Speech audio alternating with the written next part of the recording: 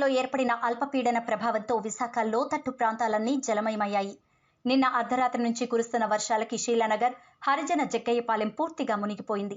ఎప్పుడు భారీ వర్షాలు వచ్చినా ఈ ప్రాంతం ముంపుకు గురవుతోందని, ప్రభుత్వాలు మారినా మా కష్టాలు తీరడం లేదని స్థానికులు వాపోతున్నారు. ఇప్పుడైనా సరే కాలనీ ముంపుకు గురి కాకుండా శాశ్వత పరిష్కారం చూపించాలని కాలనీ వాసులు కోరుతున్నారు.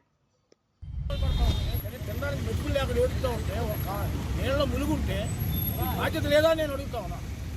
మరి ఇట్లాంటి పరిస్థితి మాత్రం సిపిఎం పార్టీగా మేము ఖచ్చితంగా ప్రభుత్వం అండగా ఉండి పెద్ద పోరాటం చేస్తేనే కానీ ఈ సమస్య పరిష్కారయ్యేంత వరకు కూడా మేము అంగీకరించేది లేదు, ఊరికి లేదని చెప్పేసి ఇప్పటికైనా అధికారులకి కమిషనర్ గారికి మేము సార్ ఫోన్ చేసాం. ఫోన్ చేయని అధికారి లేడు ఉదయానికి.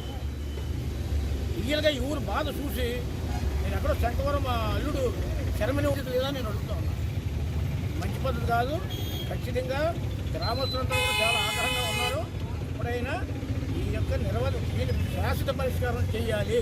ఈ ముప్పు కారణం ఈ రోడ్డు మీద కూడా దుకాణాలు పెట్టి ఆ కొట్ల కోసం అని చెప్పి డ్రైనేజ్ మూసేసి ఈ మురుగువారు వెళ్లకుండా చేస్తూ ఉన్నారు. పై కింద ఎవరున్నారు?